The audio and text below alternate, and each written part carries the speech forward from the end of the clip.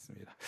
자, 우리 지난 시간까지는 우리 구약 성경의 그림자처럼 실루엣으로 비치는 십자가를 좀 살펴보았다면, 오늘부터는 신약의 여러 본문들을 통해서 십자가의 사건들을 바라보고 또 묵상하는 시간을 가지려고 합니다. 오늘은 그 첫 번째 시간으로 마태복음을 함께 살펴볼 텐데, 오늘 설교의 첫 번째 요점은 예수님은 약속된 구원자시다. 이 약속을 주셨는데 이 약속을 지키기 위해서 오신 분이 바로 우리 예수님이시라는 거예요. 자, 우리 신약 성경 복음서에는 모두 4권이 있습니다. 마태복음, 마가복음, 누가복음, 요한복음, 이렇게 모두 4권인데, 혹시 여러분 이런 질문을 해보신 적이 있으신가요? 왜 복음서가 4권이나 되는가? 그렇지 않아도 읽어야 될 성경책이 많이 있는데, 복음서가 4권이 아니라 1권이었더라면 신약 성경은 24권만 읽으면 되지 않겠습니까? 자, 그런데 우리의 생각은 왜 복음서가 4권이나 되나? 이렇게 하겠지만은 하나님의 생각은 우리의 생각과 다르죠.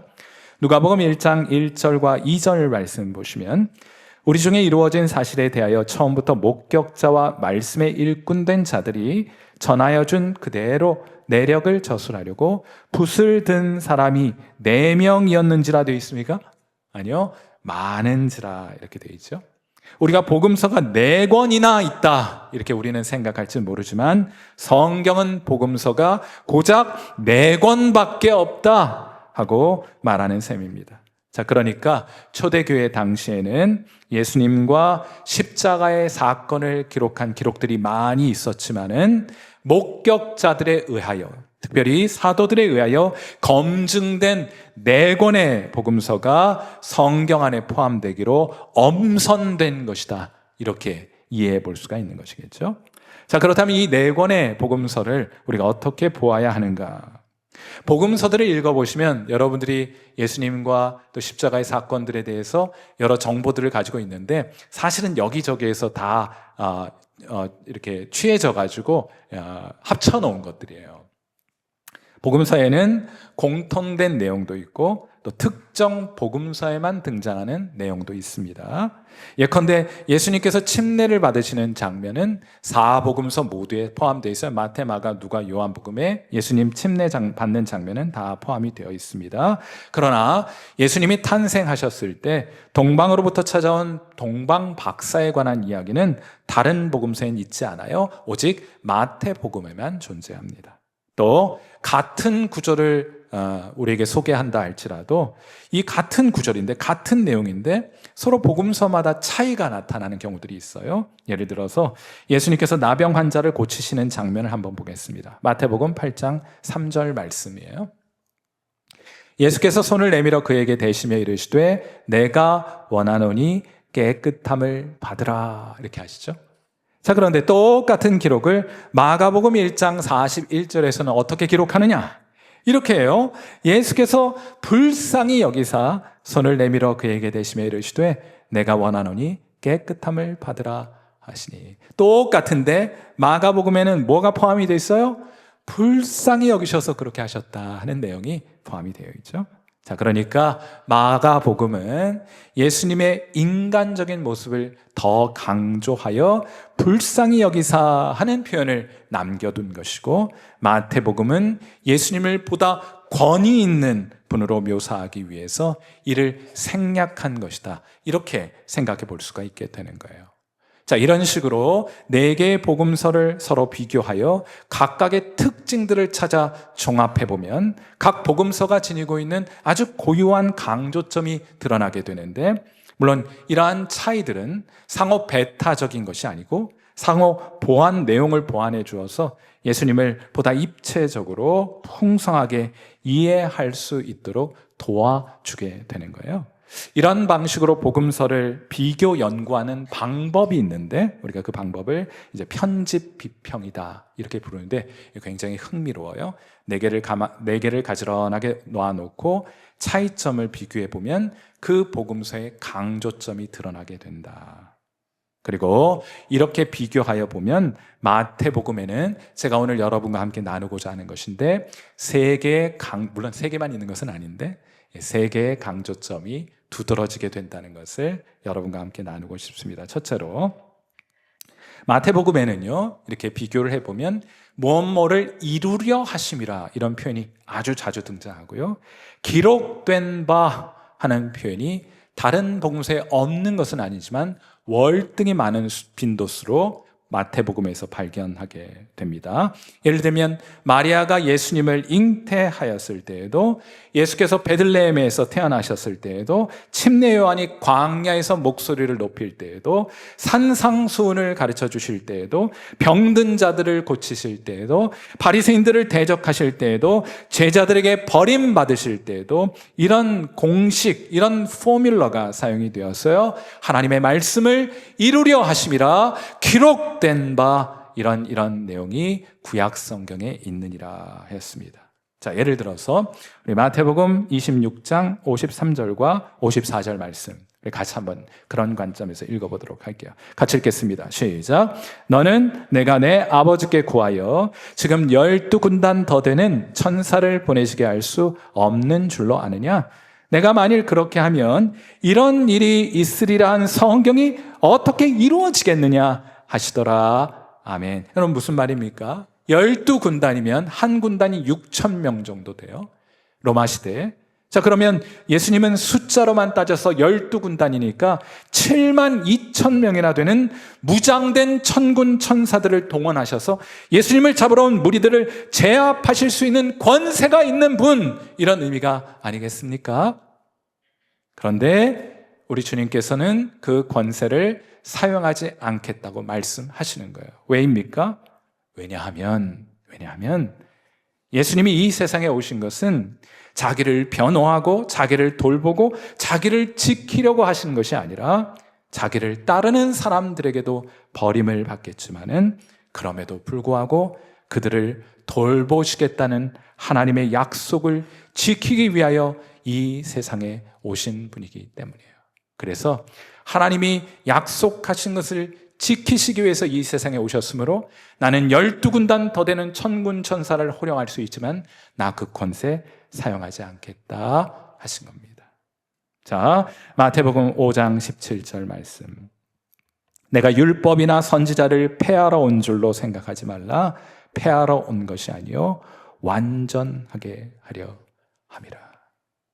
예수님께서 이 세상에 오신 목적은 구약을 통해 우리에게 주신 하나님의 약속을 신실하게 성취하시기 위함이고, 예수님이 십자가에 달려 돌아가실 때만 우리를 위해 죽으신 것이 아니라, 우리를 위한 분이 아니라 그분의 발걸음 한 걸음 한 걸음이 하나님의 약속을 지켜가시는 발걸음이셨으므로 그 발걸음 한 걸음이 2000년 전 그 팔레스타인 지역을 걸으셨던 그 한 걸음 한 걸음 예수님의 걸음이 모두 우리를 위한 걸음이었던 것을 확인하게 되는 거예요. 예수님은 하나님이 우리에게 주신 약속을 성취하시기 위하여 이 세상에 오신 분이신 줄 믿습니다. 놀라운 은혜예요. 우리는 당장의 신약 성경이나 구약 성경을 통해서 내게 유익이 되는 말씀을 얻고자 하지만, 아니요, 아직 거기까지 가시면 안 됩니다. 좀 거리를 두시고 어떤 일들이 성경을 통해 이루어지고 있는지 관찰하고 지켜보셔야 돼요. 예수님께서는 하나님께서 주신 그 약속을 성취하고 이루시고 지키기 위하여 이 세상에 오신 분이십니다. 2명의 교인이 사고를 만났어요. 아마 주일날 놀러 갔던 것 같은데 사고를 만나 구명보트를 타고 망망대해에서 표류를 하고 있었습니다. 그때 그 중에 한 사람이 간절한 마음으로 하나님 앞에 기도합니다. 하나님, 만약에 저를 구해 주신다면 제 재산의 절반을 하나님께 바치겠습니다 하여 기도하였습니다. 하지만 아무런 희망도 보이지 않자 그는 희망도 보이지 않고 오히려 풍랑만 더 일게 되자 그는 기도의 제목을 바꿉니다. 하나님, 더 간절히 기도합니다. 하나님, 저를 살려주신다면 절반이 아니라 제 재산의 3분의 1을 하나님께 바치겠습니다 했어요. 그러나 아침까지 되어도 아무런 조짐이 없자 그는 기도의 제목을 바꾸어 다시 하나님께 기도합니다. 하나님, 제발 저를 좀 건져주십시오. 제발 저를 좀 살려주십시오. 제 목숨을 건져주신다면, 저를 살려주신다면 제 재산의 전부를 주님께 하는데, 바로 그때 다른 망을 보고 있던 다른 교인이 말합니다. 이봐, 거래를 중단해. 저기 섬이 보인다네 하였다는 거예요.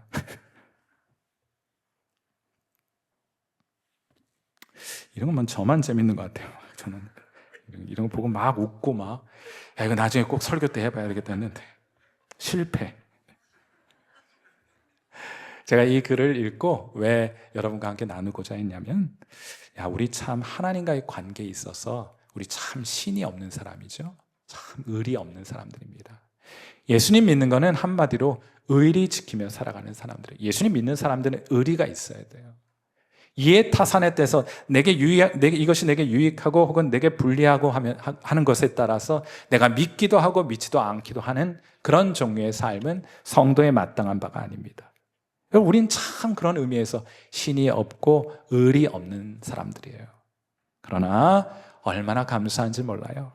하나님은 우리를 향해, 우리가 하나님께 잘하거나 우리가 때로는 하나님 등지고 저버리고 떠나거나 관계없이 하나님은 우리를 향해 언제나 신실하신 하나님이십니다. 하나님은 우리에게 주신 약속은 반드시 지키는 분이세요. 이것이 얼마나 큰 은혜인지 몰라요. 디모데후서 2장 13절 말씀 우리 같이 한번 읽어봅니다. 우리와 하나님이 얼마나 다르신지, 그러나 하나님이 우리와 다르다는 것이 우리가 얼마나 감사한 일인지 우리 같이 한번 이 말씀 읽어보도록 해요. 같이 읽습니다. 시작. 우리는 미쁨이 없을지라도 주는 항상 미쁘시니 자기를 부인하실 수 없으시리라. 아멘. 사랑하는 성도 여러분, 예수님은 약속을 지키기 위하여 이 세상에 오신 분입니다. 우리의 구원자가 되어주시기 위하여 예수님은 이 세상에 오신 거예요. 그분의 약속 지켜주심으로 인하여 우리가 구원을 받게 되었습니다. 다시 살게 되신 거예요. 오늘 설교의 두 번째 요점은 이것인데, 예수님은 구원자로 오셔서 우리를 해방시켜 주시는 분이십니다. 자, 마태복음을 다른 복음서와 비교해 보면 또 하나, 마태복음에는 예수님께는 죄가 없으셨다는 것을 매우 두드러지게 강조하고 있다는 사실을 알게 되고 발견하게 됩니다. 예컨대 여러분이 알고 있는 성경의 그 예수님에 관한 여러 사건들이 모든 복음서에 다 기록되어 있다고 생각하지만 사실은 그렇지는 않아요. 가롯 유다가 자신의 목숨을 스스로 끊게 되죠. 이 이야기는 어디에만 있을까요? 마태복음에만 있어요. 가룟 유다는 은 30에 예수님을 대제사장의 무리에 팔아 넘기게 됩니다. 그런데 나중에 그것을 후회하게 돼요. 그래서 그 돈을 돌려주기 위해 은 30냥을 가지고 이 대제사장의 무리를 찾아가게 됩니다. 그때 이들이 이렇게 대답해요. 마태복음 27장 4절 말씀, 이르되 내가 무죄한 피를 팔고 죄를 범하였도다 하니 그들이 이르되 그것이 우리에게 무슨 상관이냐? 니나 당해라. 네가 당해라, 네가 책임져라 하고 책임을 떠넘기는 장면 등장합니다. 이 구절은, 이 장면은 마태복음에만 기록이 되어 있어요.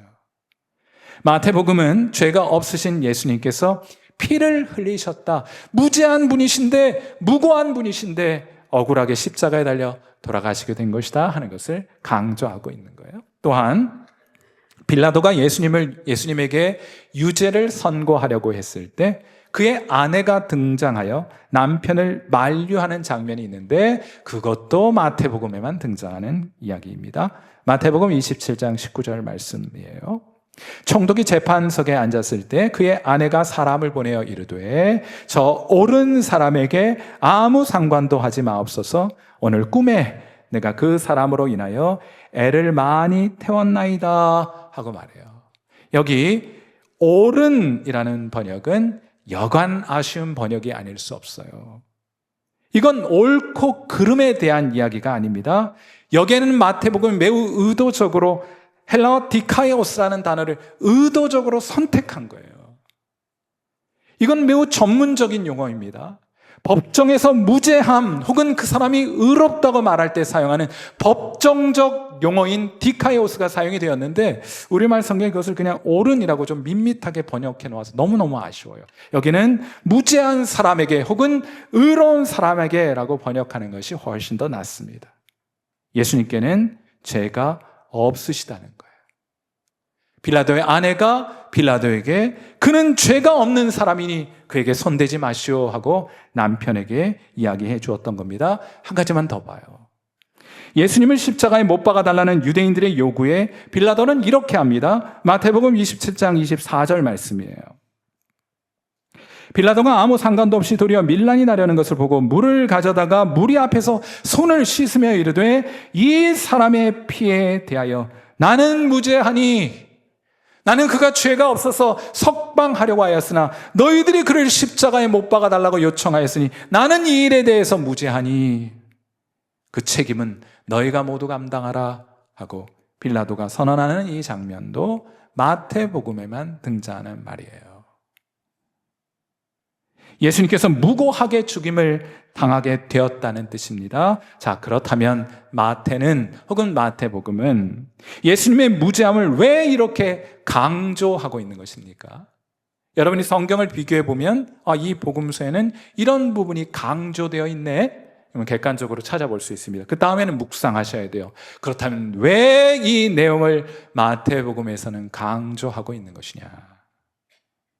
왜냐하면 그건 우리가 이미 살펴보았던 것처럼 오직 무죄한 자의 죽음만이 죄인들의 생명을 대속할 수 있기 때문입니다. 이와 같은 대속의 원리를 저는 출애굽기 12장 본문 6월절에 관한 본문을 여러분과 나누면서 이미 언급한 바 있습니다. 이스라엘은 애굽에 임한 죽음의 재앙을 피하기 위하여 딱 한 가지 일을 해야 했습니다. 그게 뭔가요? 피를 문에 설주와 임방에 바르는 딱 한 가지가 요청되었어요. 그들은 피를 바르기 위하여 어린 양을 준비했습니다. 출애굽기 12장 5절 말씀, 아무 양이나 준비하면 안 돼요.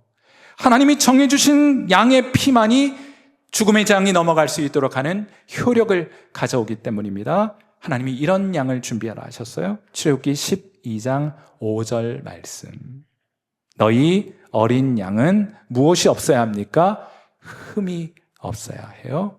1년 된 수컷 어린 양을 준비하여 그것을 잡고 피를 받아 문에 설주와 임방에 바른 그 집에만 죽음의 재앙이 넘어가게 될 것임을 말씀해 주신 겁니다.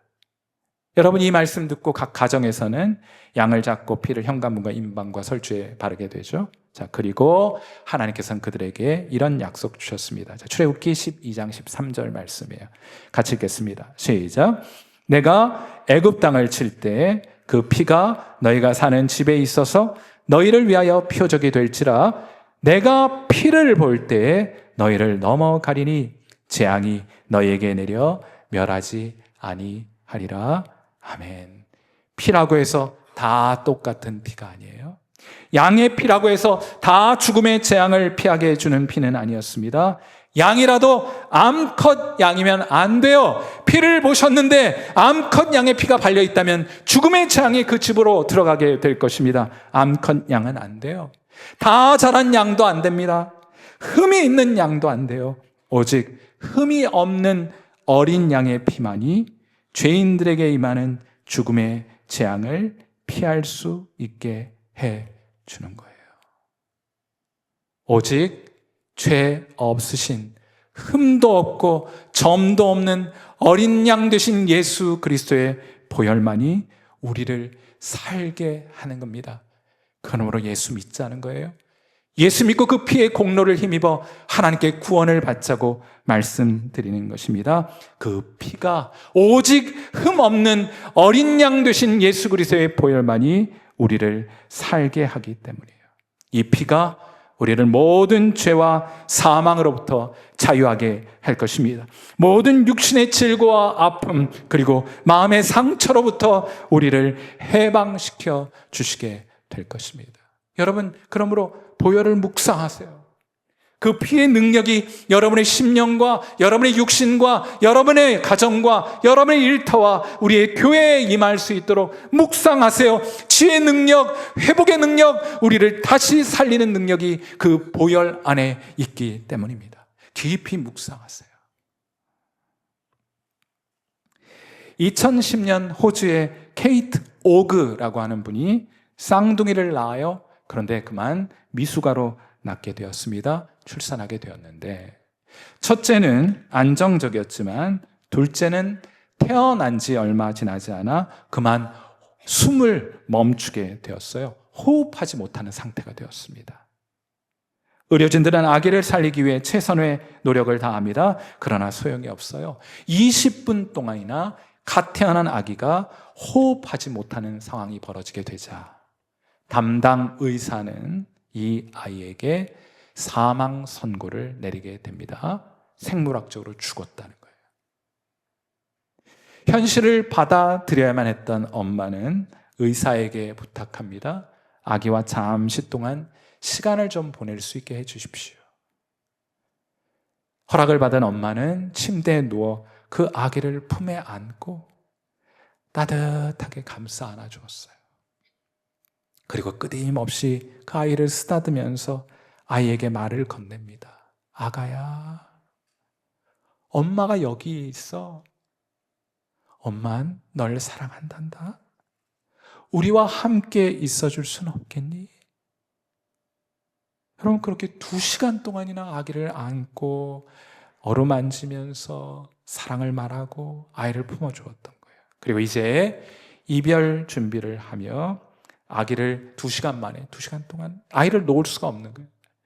2시간 만에 아기를 품에서 내려놓는 바로 그 순간 여러분, 기적이 일어났어요. 2시간이나 잠잠하던 아기가 크게 숨을 쉬면서 울음을 터뜨린 것입니다. 기적이 일어난 거예요. 아직도 건강하게 잘 자라고 있다고요. 저는 그게 생물학적으로 어떻게 가능한 일인지 잘 모르겠습니다. 사랑하는 성도 여러분, 저는 이 기사를 읽으면서 이런 생각을 했어요. 그리스도께서 십자가 위에서 우리를 위해 피를 흘리셨습니다. 그런데 그 보혈도, 그 예수님의 피도 오늘날 죄와 사망으로 죽어있는 우리 영혼에게 말씀하고 계시다는, 말하고 있다는 사실을 여러분 알고 계십니까? 성경을 보니까 그렇더라고요. 2시간 동안 말씀하신 것이 아니라 2000년 동안 끊임없이 그 보혈은 우리의 심령에 말씀을 걸어오고 있었던 거예요. 히브리서 12장 24절 말씀입니다. 새 언약의 중보자이신 예수와 및 아벨의 피보다 더 나은 것을 말하는 뿌린 피니라. 아멘. 그 뿌려진 피가, 십자가에서 흘리신 그 보혈이 오늘도 우리에게 더 나은 것을, 아벨의 피가 말하는 것보다 더 나은 것을 우리에게 말씀하고 계시다는 거예요. 아벨은 형 가인에 의해서 억울한 죽임을 당하게 됩니다. 그래서 아벨의 피는 외쳐대고 있는 거예요. 뭐라고 말하는가? 죄는 반드시 그 대가를 지불해야 한다고 성경을 펼칠 때마다, 아벨의 피를 볼 때마다 그 피는 우리에게 말합니다. 죄는 반드시 그 대가가 있으며 죄는 반드시 그 대가를 지불해야 한다는 보복과 원수 갚는 메시지를, 음성을 우리에게 들려주게 되는 거예요. 그러나 예수님께서 십자가 위에서 흘리신 피는 마치 딸을 품에 안고 속삭이던 엄마처럼 오늘도 우리에게, 우리의 심령에 말씀하고 있습니다. 얘야, 두려워하지 말아라.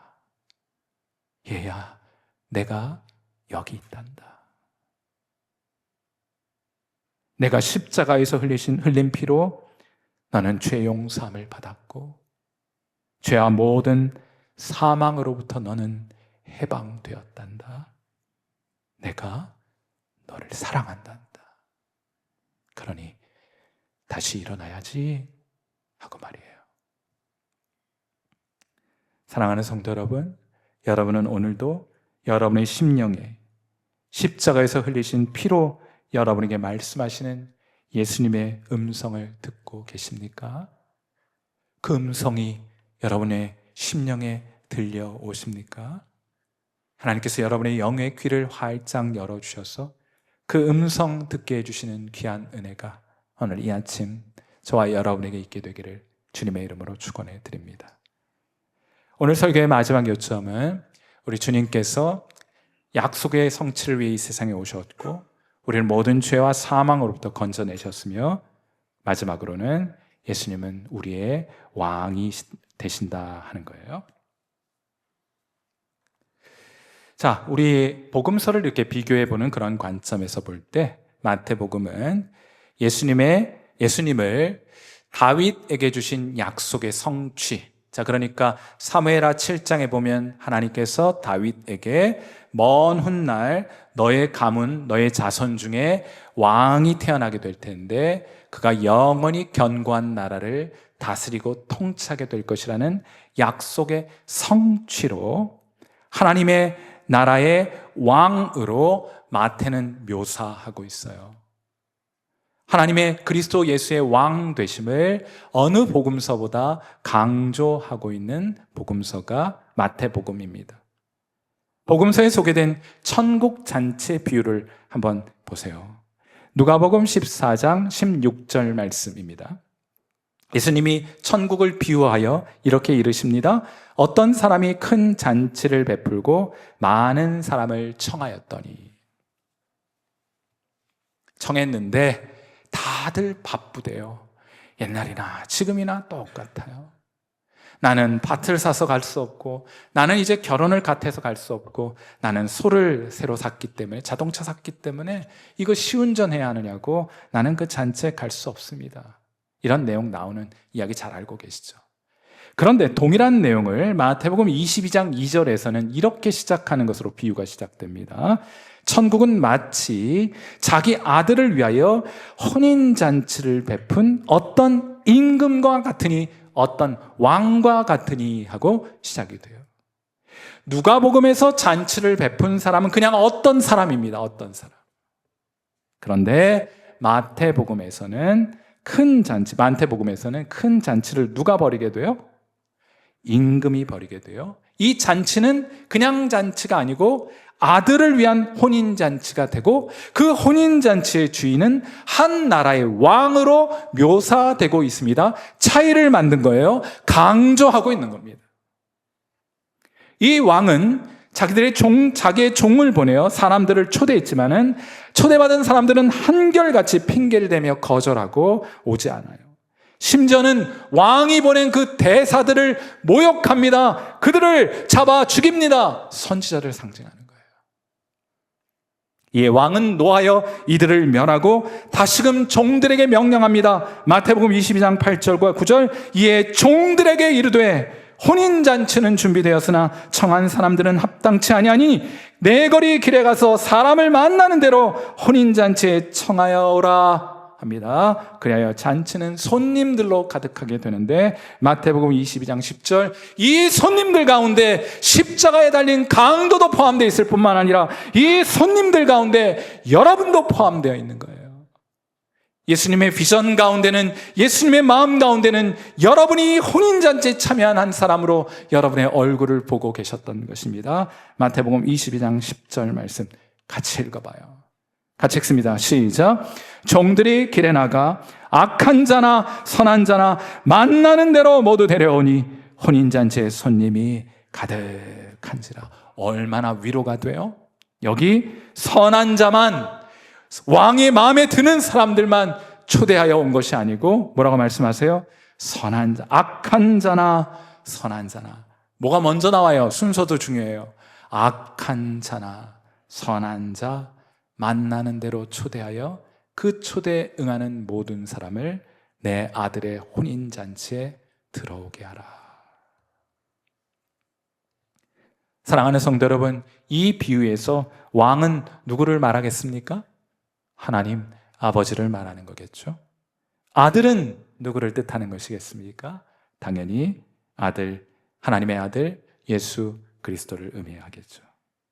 이 아들이 약속하신 대로 이 세상에 오셔서 죽임을 당하셨습니다. 그러나 하나님께서 그를 다시 살리셨어요. 그리고 그를 지극히 높여 모든 이름 위에 뛰어난 이름을 주셨습니다.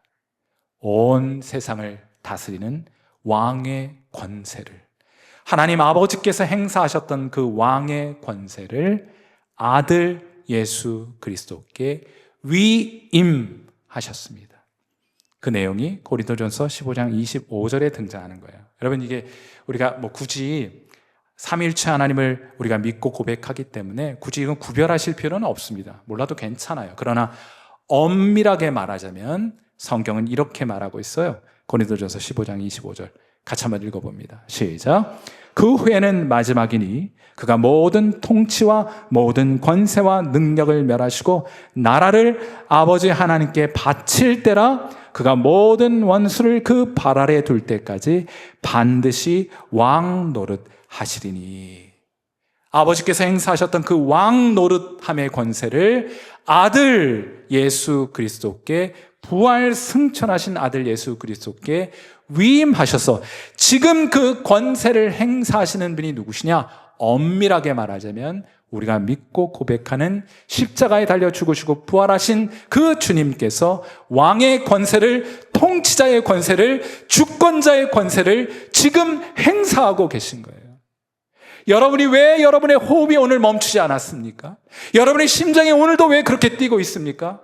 여러분, 저 하늘에 날아다니는 창공을 날아낸 저 새는 왜 땅에 떨어지지 않습니까? 엄밀한 의미로 말하자면 우리 주 예수 그리스도께서 붙들고 계시기 때문에 여러분 심장 지금도 뛰고 있는 것이고, 여러분 호흡을 오늘도 계속하여 살아있는 것이고, 저 공중의 새는 땅에 떨어지지 않고 하늘을 날고 있는 거예요. 누가 그 권세를 행사하신다고요? 우리 주님께서 그 권세를 행사하고 계시다. 그러므로 성경은 선포합니다. 예수님이 만왕의 왕이시고 우리 주님이 만주의 주가 되신다 하고 선포하는 거예요. 마태복음은 이 점을 강조하고 있어요. 연약하기 그지없고 종의 모습으로 이 세상에 오셨고 죄인이 되어서 십자가에 달리신 그분이 지금 부활 승천하셔서 온 세상을 다스리시고 통치하시는 주권자이시다 하고 선포하고 계신 겁니다. 그리고 이러한 이해를 가지고 마태복음의 마지막 장 28장 마지막 세 구절 18절, 19절, 20절 말씀을 우리에게 남겨주시는 것으로 마태복음이 끝이 나요. 어떤 말씀이 있습니까? 우리 같이 한번 마태복음 18장 20절 말씀, 왕의 권세를 가지신 그분께서 우리에게 주시는 명령입니다. 같이 한번 읽어보도록 해요. 같이 읽습니다. 시작. 예수께서 나와 말씀하여 이르시되 하늘과 땅의 모든 권세를 내게 주셨으니 그러므로 너희는 가서 모든 민족을 제자로 삼아 아버지와 아들과 성령의 이름으로 침례를 베풀고 내가 너희에게 분부한 모든 것을 가르쳐 지키게 하라. 볼지어다 내가 세상 끝날까지 너희와 항상 함께 있으리라 하시니라. 아멘. 사랑하는 성도 여러분, 이것은 우리의 왕이 주신, 우리에게 주신 왕의 명령입니다. 천국 잔치의 비유 속 종들은 길거리로 나가 왕의 명령을 받들어 길거리로 나아가 악인이나 선인이나 만나는 사람 모두를 혼인잔치로 초대하게 됩니다. 그들의 오지랖이 넓었기 때문이 아니에요. 그것이 왕의 명령이었기 때문이었습니다. 그러므로 모든 민족에게로 가서 그들을 제자로 삼는 것은 해도 그만 안 해도 그만 하는 선택사항이 아니라 왕의 명령입니다. 그런데 참 감사하게도 우리 주님께서는 이 명령을 주시면서 약속을 하나 덧붙여 주셨어요. 그 약속이 무엇입니까? 내가 세상 끝날까지 너희와 항상 함께 있으리라 하시니라. 함께 하셔서 그분이 우리를 위한 주권을 행사하시면 우리의 삶 속에 나타나는 현상이 무엇입니까? 제가 우리 지난주에 말씀드렸던 거죠. 공급해 주시고 보호해 주시고 우리를 인도해 주시겠다는 약속이에요. 여러분, 우리가 이 왕의 명령을 준행하기 위하여 여러분이 모든 민족에게로 나아가면 여러분이 여러분의 주변의 사람들과 열방의 복음을 전하고자 하면 사람들은 여러분 이해 못 해줍니다. 환영해 주지 않아요. 여러분 외면당합니다. 왜 그런 일을 하냐고 말을 해요. 무엇 때문에 그렇게까지 하느냐고 말할 것입니다. 방해를 받게 될 것이에요. 핍박을 받게 될 것입니다. 그러나 주님이 약속하시는 거예요. 내가 너희와 함께 할 것이니 그 어떤 경우에도 염려하지 말라는 겁니다. 걱정하지 말라는 거예요. 여러분, 우리가 이 명령을 받들고 준행하는, 이 명령을 받드는 공동체로 하나님이 교회로 우리를 불러주신 것이라고 믿습니다. 선교사 가운데 헨리 모리슨이라고 하는 선교사가 있는데, 이분이 아프리카에서 40년 동안 선교하신 분이에요. 아프리카에서 40년 동안 사역하면서 가족도 다 잃고 또 몸에는 병이 들어서 건강을 잃은 채 은퇴를 하고 이제 미국 땅 자신의 고국으로 다시금 돌아오게 되었습니다. 그런데 참 이게 역사의 역설이기도 한데, 그가 올라탄 그 배에는 아프리카에서 사냥을 해서 큰 코끼리 잡고 상아를 뜯어내가지고 자랑스럽게 사진을 찍었던 루즈벨트 대통령이 그 배에 같이 타고 뉴욕항으로 돌아오게 되었습니다. 배가 뉴욕항에 도착하자 레드카펫이 그 배 앞에 깔리게 되고 군악대의 웅장한 빵빠레 소리가 대통령을 맞이합니다. 루즈벨트 대통령을 맞이해요. 그러나 모리슨 선교사를 위한 환영의 인파는 한 사람도 있지 않았습니다. 그는 씁쓸하고 또한 초라해진 마음으로 하나님께 기도했어요. 하나님, 이것이 제 삶을 바친 사역의 보상입니까? 그때 이제 해가 질 저녁 무렵이었는데 저 붉은 저녁 노을 사이로 조용한 주님의 음성이 들려오더래요. 여러분, 하나님 말씀하십니까? 하나님 여러분 말씀하십니까? 하나님 여러분에게 말씀하십니까? 여러분은 하나님의 음성을 들으십니까? 세미하게 여러분에게 말씀하시는 엘리야가 들었던 그 세미한 음성 가운데 다가오시는 주님을 여러분 만나고 계십니까? 이 모리슨 선교사도 그 저녁 노을 사이로 들려오는 조용한 주의 음성을 듣습니다. 뭐라고 말씀하셨느냐? 엘리야, 넌 아직 본향에 도착한 것이 아니란다. 네가 본향으로 돌아오는 날, 나는 황금길을 내 앞에 열어놓고 천군 천사의 나팔 소리로 너를 맞이하게 될 거야 하는 그런 주님의 세미한 음성이 이 모리슨 선교사님의 심령에 들려오더래요. 사랑하는 성도 여러분, 우리 솔직히 이 약속 하나면 충분하지 않겠습니까? 우리 주님이 나의 왕이 되시고 나의 주님이 되신다는 것 하나로 충분하지 않겠습니까? 왕이신 우리 주님께서 온 세상 모든 족속을 제자로 삼으라는 명령을 주셨으니 우리 이 명령에 영광스럽게 반응해야 하지 않겠습니까? 얼마나 오래 사시려고요? 무엇 하시며 여러분의 남은 여생을 살아가시려고요? 여러분도 이 가슴 벅찬 선교적 사명을 감당하며 여러분에게 길든 짧든 남겨진 여생을 살아가 보시지 않겠습니까? 여러분이 직접 가시든 보내시든 보낸 자들 위해 기도하시든 여러 가지 모양으로 선교적 사명을 감당하며 이 가슴 벅차고 영광스러운 직분을 감당해 가시지 않겠습니까? 주께서 명령하셨으니 우리는 다만 순종할 따름입니다. 우리 함께 기도하도록 하겠습니다.